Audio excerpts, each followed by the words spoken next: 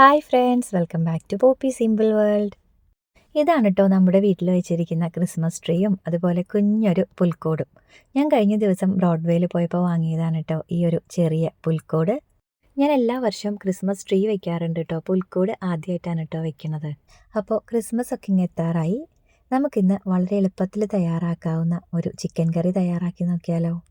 Chicken കറി തയ്യാറാക്കുന്നതിനായിട്ട് ഞാൻ 1 kilo ചിക്കനാണ് കേട്ടോ എടുത്തിട്ടുള്ളത്. അത് നന്നായിട്ട് കഴുകി എടുത്തിട്ടുണ്ട്. ഇനി അതിലേക്ക് ഉപ്പ്, മഞ്ഞൾപ്പൊടി, ആവശ്യത്തിന് മുളക് പൊടി, ജിഞ്ചർ ഗാർലിക് പേസ്റ്റ് ഇത്രയും ചേർത്ത് നല്ല പോലെ ഒന്ന് പുരട്ടി വയ്ക്കാം കേട്ടോ. അതൊരു അരമണിക്കൂർ ഒന്ന് ഫ്രിഡ്ജിൽ എടുത്ത് വയ്ക്കാം. അപ്പോഴേക്കും അരപ്പൊക്കെ നന്നായിട്ട് ഇതിൽ പിടിക്കും. ഇനി കറി തയ്യാറാക്കാം.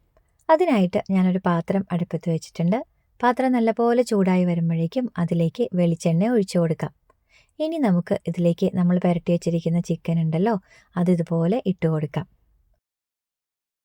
എന്നിട്ട് ഇതൊന്ന് ഫ്രൈ ചെയ്തെടുക്കാം. ഇത് ഒത്തിരി അങ്ങോട്ട് ഫ്രൈ ആക്കണ്ട, ചെറുതായിട്ടൊന്ന് ഫ്രൈ ആയി കിട്ടിയാൽ മതി. ഇതിപ്പോൾ പാകത്തിന് ഫ്രൈ ആയി കിട്ടിയിട്ടുണ്ട്. ഇനി നമുക്കിത് കോരി മാറ്റാം. അതുപോലെ തന്നെ ബാക്കിയുള്ള പീസസും ഇട്ട് കൊടുക്കാം കേട്ടോ. എന്നിട്ട് ഇതുപോലെ തന്നെ ഒന്ന് ഫ്രൈ ആക്കി എടുക്കാം. ഞാൻ എപ്പോഴും ചിക്കൻ കറി വയ്ക്കുമ്പോൾ ഇതുപോലെ ഒന്ന് ചെറുതായിട്ട് ഫ്രൈ ആക്കിയിട്ടാണ് കേട്ടോ ചെയ്യാറുള്ളത്.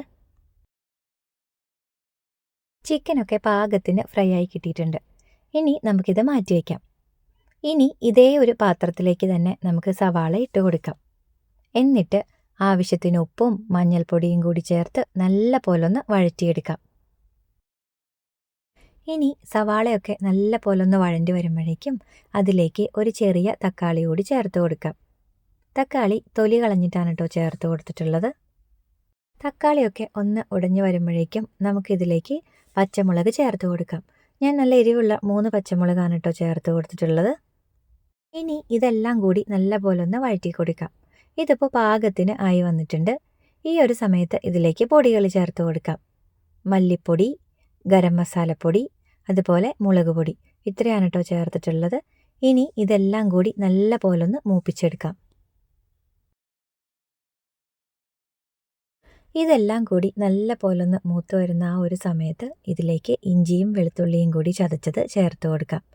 വീണ്ടും നല്ല പോലൊന്ന് വഴറ്റി കൊടുക്കാം. വലിയ ജീരകത്തിൻ്റെ ഫ്ലേവർ ഇഷ്ടമാണെങ്കിൽ ഈ ഒരു സമയത്ത് അതും കൂടി ഒരല്പം പൊടിച്ചതിലേക്ക് ചേർത്ത് കൊടുക്കാം കേട്ടോ. ഞാനത് ചേർത്തിട്ടില്ല. ഇനി ഇതിലേക്ക് നമ്മൾ ഫ്രൈ ചെയ്ത് വെച്ചിരിക്കുന്ന ചിക്കൻ ഉണ്ടല്ലോ, അത് ചേർത്ത് കൊടുക്കാം. എന്നിട്ട് എല്ലാം കൂടി നല്ല പോലെ ഒന്ന് ഇളക്കി യോജിപ്പിക്കാം. ഈ അരപ്പൊക്കെ ഈ ചിക്കനിലേക്ക് നല്ല പോലെ ഒന്ന് പിടിക്കുന്ന രീതിയിൽ ഇളക്കി കൊടുക്കാം. എല്ലാം കൂടി നല്ല പോലെ ഒന്ന് മിക്സായി വരുമ്പോഴേക്കും അതിലേക്ക് തേങ്ങാപ്പാൽ ചേർത്ത് കൊടുക്കാം.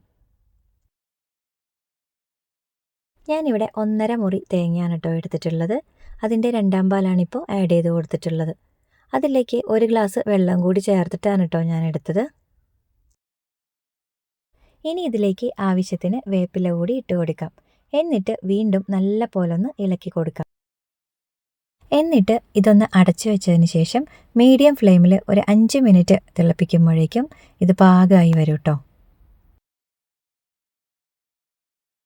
ഇതിപ്പോൾ നല്ല പോലെ തിളച്ച് ഗ്രേവിയൊക്കെ ചിക്കനിലേക്ക് നന്നായിട്ടൊക്കെ പിടിച്ചിട്ടുണ്ട് കേട്ടോ. നമുക്കിനി ഈ സമയത്ത് ഇതിലേക്ക് 1ാം പാല് ചേർത്ത് കൊടുക്കാം. 1ാം പാല് ചേർത്ത് കൊടുത്തതിന് ശേഷം അധികം സമയം തിളപ്പിക്കേണ്ട ആവശ്യമില്ല കേട്ടോ.